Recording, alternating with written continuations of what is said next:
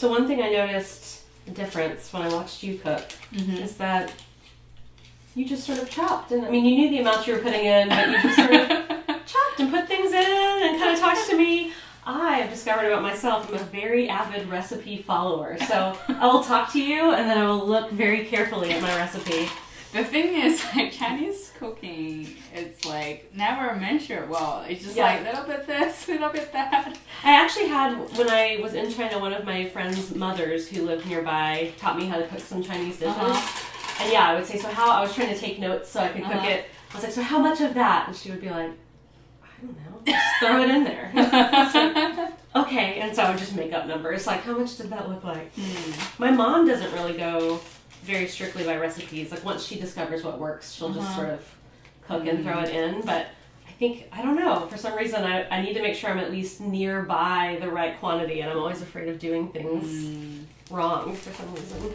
What recipe are you following? So this is actually, my mom is a baker, as I mentioned, and so we have a lot of different baking recipes that we grew up with in my house. She does a lot of cookies. Yeah. My bright measuring cups. Yeah, she did a lot of cooking, sweet things, all times of year, but particularly around holidays. My mom was very, very, very into holidays as we grew up, and so this is actually one that we make around Christmas time a lot. So we grew up calling them candy cane cookies. It's a recipe she actually got from some of our family best friends growing up.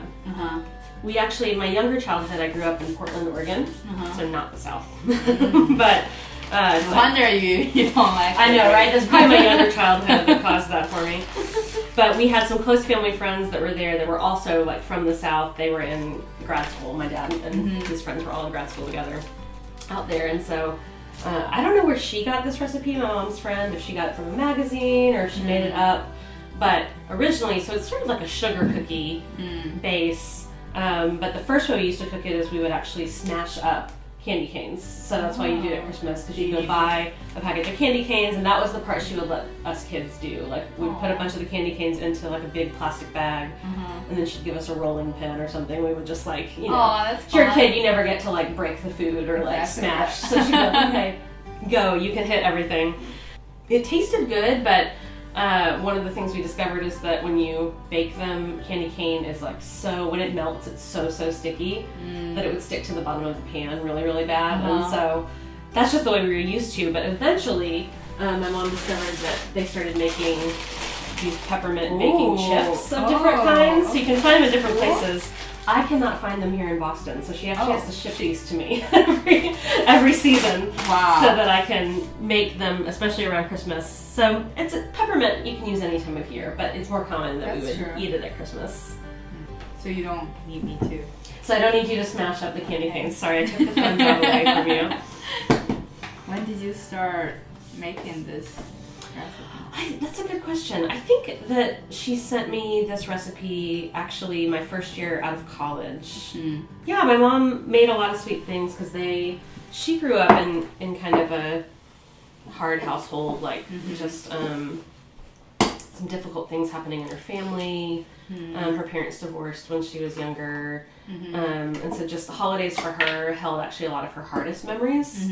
And so once she got married and had kids and had kind of worked through some of that stuff and realized that actually she dreaded the holidays because it made her think about all of the hard things that happened, or she'd feel really nervous.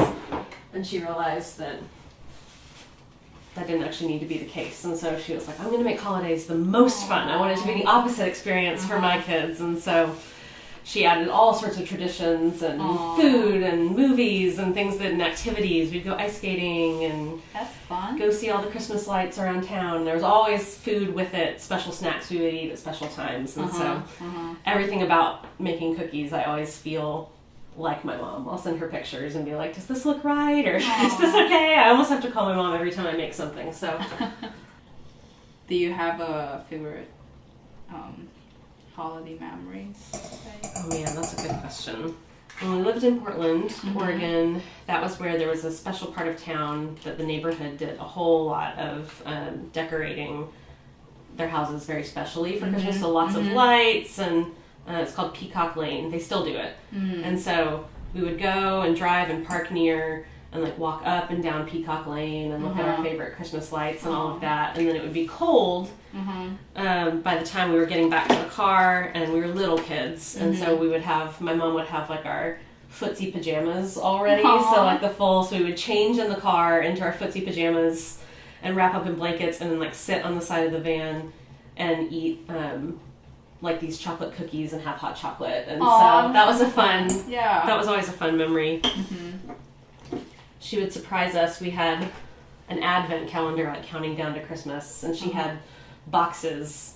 So sometimes the boxes inside would say like, go check the drawer by the sink. And so we'd go open and there'd be like a special Christmas crayons or something like that for us. But sometimes it'd be a piece of paper that would say like, tonight we go to Peacock Lane, or today we'll make the peppermint cookies together. And so each thing would have like an activity.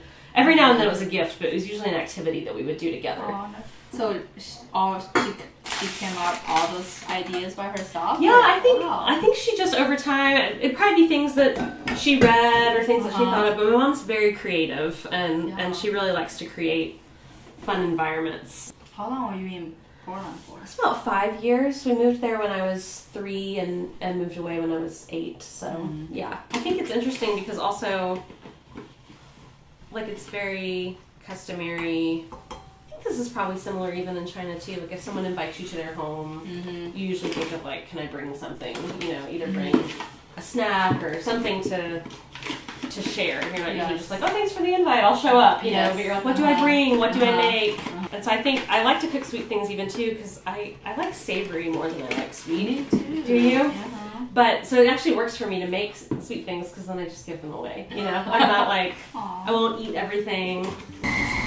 So you were in China before, right? Yeah, so after I did like a brief trip in college because our school had a partnership over there, and then from that got connected to doing a couple years of like culture and language over there after I graduated my undergrad.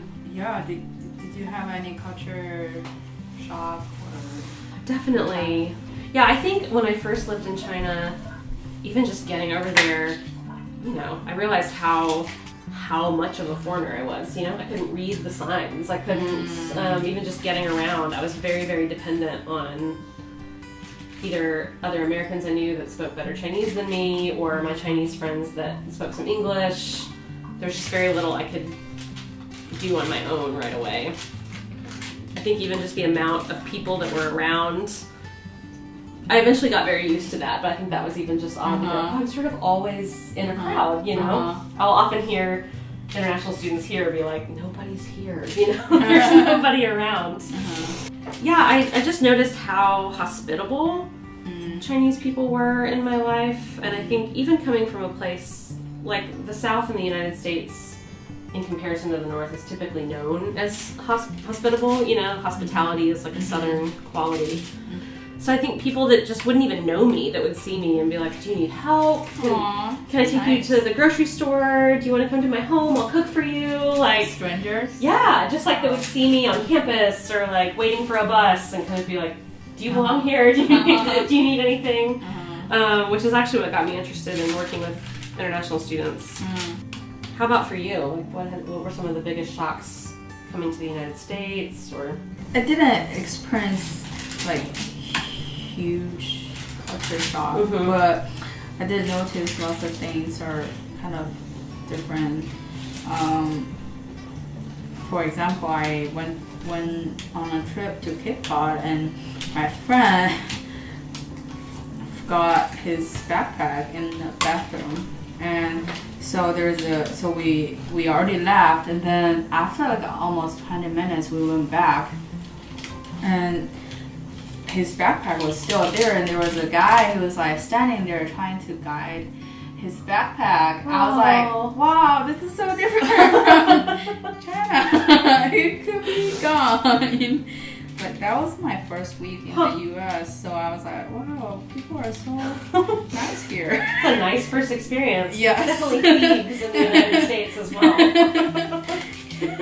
Yeah, I just felt like here I just trust people more. I just felt like in China you maybe because it's your own country and your culture, and like always on the news, don't trust people who give you this and that.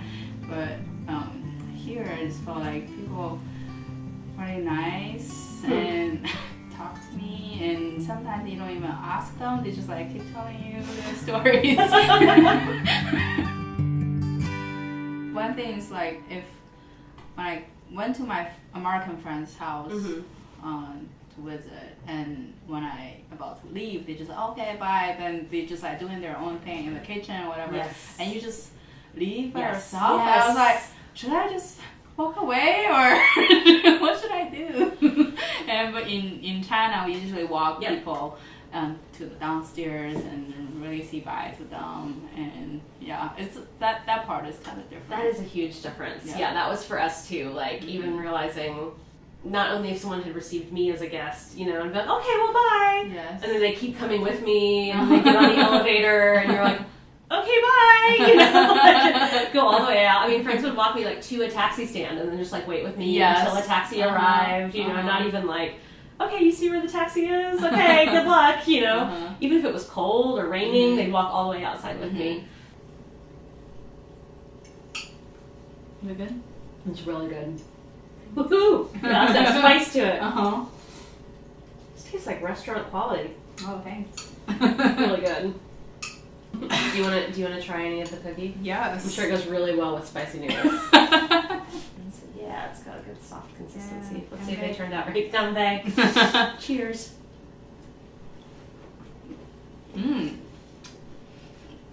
Tastes like Christmas. That's really good. We made quite a meal here together. Thank you for cooking with me. Yeah, it's been really fun. Yeah, it's really fun. Had a good time with you. Yeah, me too.